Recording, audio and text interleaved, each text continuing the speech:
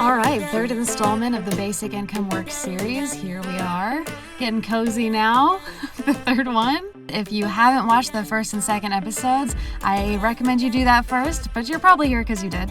So I won't do a recap. I'll just say the last question that we asked was the most common question, which is, if you give people a basic income, will they know how to manage the money?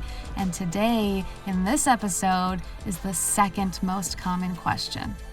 And I find this one to be very interesting because the question is this: if you give people a basic income, will they get lazy? And it's interesting because it's not a concern of mine. It's not a question I ever had or something I ever thought that people would become lazy by getting a basic income, but it does seem to be a common one, so I'm going to explore it anyway. So let's break that down. If you're getting the minimum $500 a month, that's going to be about $6,000 a year. I don't know anyone who can live on $6,000 a year in America or who would want to live on $6,000 a year. Again, the question is, will they get lazy, which is to say, will they get the money and stop working? I don't think anyone would voluntarily live on $6,000 a year. Again, I'll always bring the conversation back to myself because I am participating in a basic income experiment right now, and I get $1,000 a month, which is on the higher end. This program is built that way. That's $12,000 a year.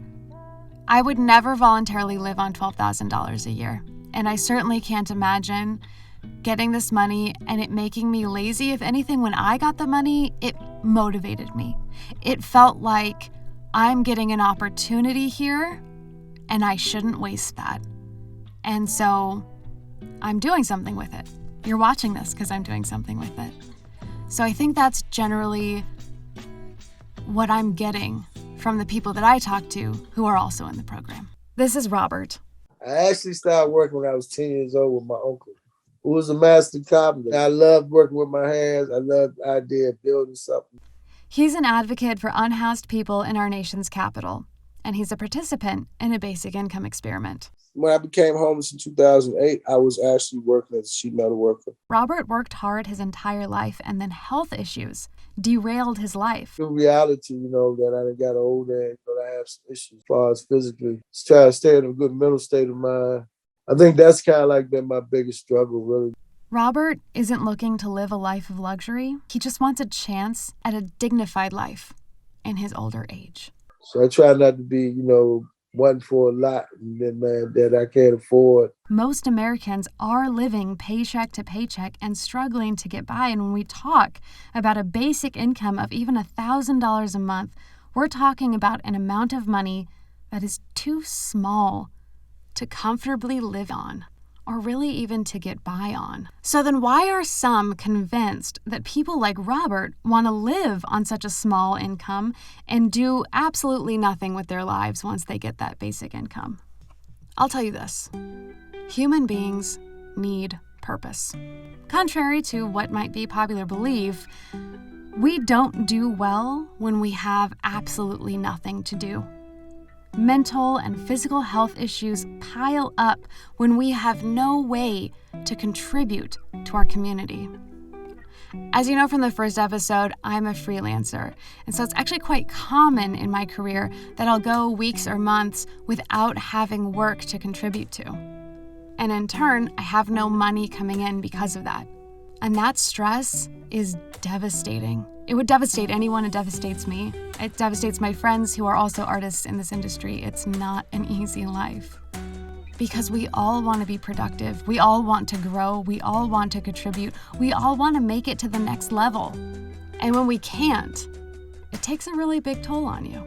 Basic income is not a crutch that makes you lazy, but actually is a tool that helps you to stabilize your life. And if all of this is just a story to you and you want some hard facts, here's some data. Studies show that when people participate in basic income pilots, employment actually increases.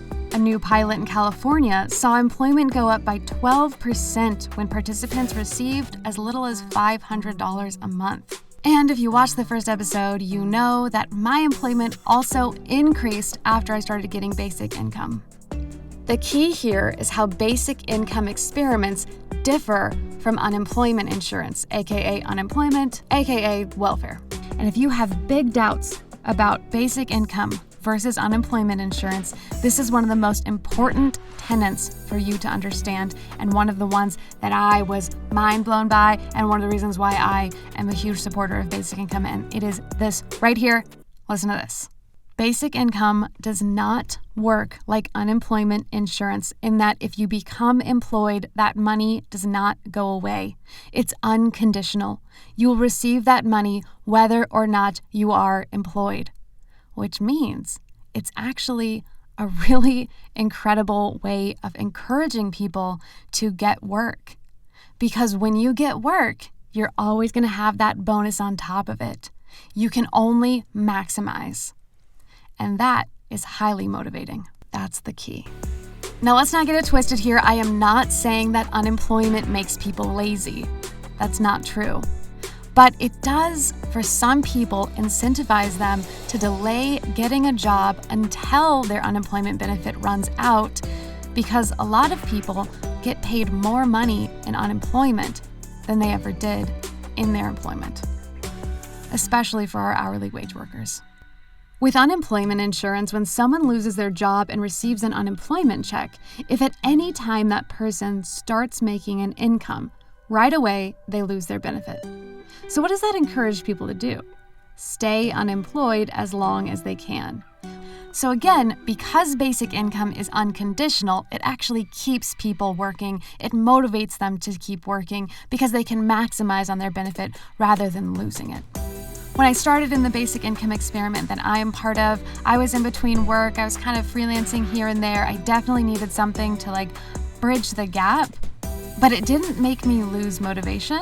I just kept going, and I just felt so much more calm and less stressed, knowing that I was going to be okay and that I could just keep reaching and keep going for it and not have to stop working in my field and go work in a totally irrelevant field just to make ends meet. And because of that, I've made massive progress in my career this year. Like I said before, people are not lazy. We are a community folk. We want to contribute. We want to feel good about ourselves. We want to feel like we're making progress, and we want to feel like we're getting better at life. That is our nature. Myself, Robert in Washington, and all the other basic income recipients have worked our whole lives to make a difference for ourselves, to take part in our communities, and to take care of our families. We often mistake a person who's been defeated by poverty as a lazy person. Basic income works because it gives an opportunity to succeed. It's pretty powerful stuff right there. I hope that this has answered the question about laziness, motivation, being incentivized to work, find a job, level up, and become the best people that we can be. If you enjoyed this video, or if you want to know more about basic income, go ahead and subscribe. This is not the last video. I have more coming. Thanks for watching, and be well.